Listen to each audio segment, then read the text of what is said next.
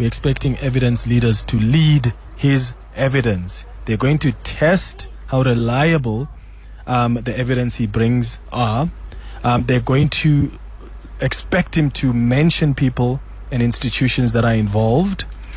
And phase 2 of this commission of inquiry, so that is phase 1, where they really listen to General Mkhwanazi, what he's got to say, and they test the evidence he provides. Phase 2 is an opportunity for rebuttals to the allegations that would have been made by General Mkhwanazi in phase 1 of this commission.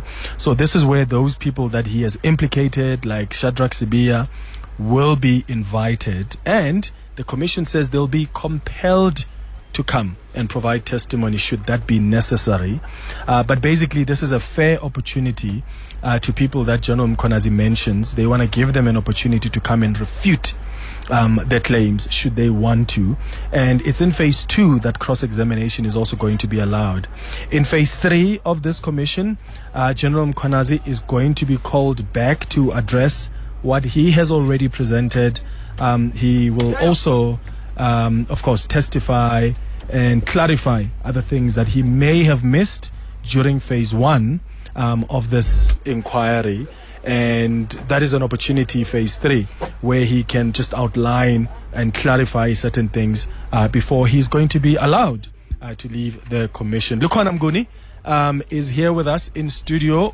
He was inside listening to the evidence leader, Terry Mutau, and of course, the chairperson of the inquiry outlining what we can expect today. Lukhona, how are you doing? No, very good morning, Clement, to you and your listeners. Always good to talk to you. I'm good. So, a lot of people were thinking as soon as 10 o'clock hits, Mkhwanazi starts speaking, but that's not how things work, right? No, of course. We need to know process. It's like saying you're going to a wedding and then the first thing you want to hear the vows.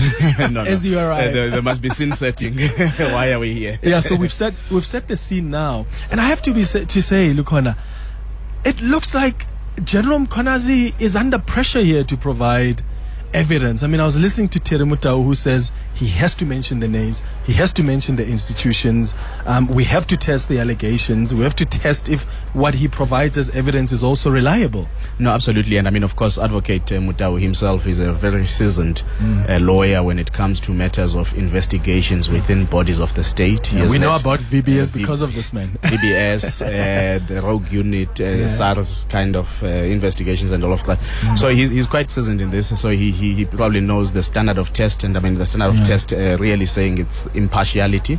So it's not to treat Mkhwanazi's allegations as either true, nor to treat them as false, but is to bring an open mind to the allegations. But indeed, as he said, Clement, a press briefing is just that. It's words. But now here is a moment to have those words submitted in a commission, deposited, so that they can be investigated. Indeed, Mkhwanazi is under pressure, but I suppose he probably is ready. If you followed that press briefing of 6 July, he would be able to tell you where some of these records were coming from, messages being screened and all of this. And then, of course, some people will talk about, how that evidence would have been, discovered or obtained. And the commission would then say, well, maybe that's not where we are at the moment. We'll have to see how that goes. Yeah. So that's really gonna be interesting. How they try and really touch on those issues about just the evidence that he provided during the press briefing. I'm interested though, because he once mentioned that the judiciary is also compromised. And I remember the Chief Justice releasing a statement and saying, please tell us who the people are, because we need to send them over to the JSC if there are people in the judiciary that are compromised. Are you expecting that he will be naming some judges here today? Because he could have named them there at the briefing, or maybe he knew that something like this was going to come and he's provided with an opportunity to really go to lengths with explaining what's been at play. Well, remember, Clement, there was a point in that press briefing where he sort of bit his tongue and he said, maybe let me not say the judiciary, let me say there is a judge. And I I think so. If you play back I see. to the press briefing, so I think it will be interesting to whether or not the commission itself will want that judge to be named. We know that in the Zondo Commission, a magistrate was named, and that magistrate is now off the bench.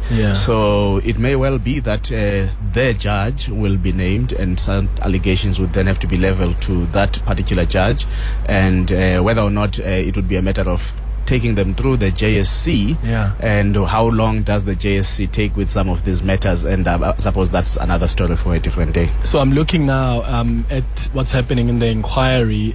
General Mkhwanazi was just shown now on the cameras. We're watching this on the EWN YouTube page, and he looks very relaxed. Someone joked with me this morning and said, is he going to come with the police officers clad in? I'm sure he was pretty much asked to come in civilian clothing. He's wearing a good suit. I'm sure, because indeed, with a tie. With a tie, seems like, and I think that is because of the nature of the commission, and also I think General Mkhwanazi is always quite calm person. He is. He seems very calm. Lastly, because you have to go back in. When you look at phase 1, phase 2, phase 3. Looks like this thing is going to take quite some time. This is not a 6 months piece of work. It's not. It was never designed to be a 6 months piece of work. And I think when the president gave timelines, it was partly because of the political pressure he gave himself of not excusing Minister Senzo Mchunu from his job entirely, and then give enough space. Of course, he may have felt that if it's too long, South Africans may feel that it's buying time for those who are implicated. But I think what he could have done, just as it was with the Zondo Commission, create reporting timelines, but not frustrate so that the commission is almost truncating what is meant.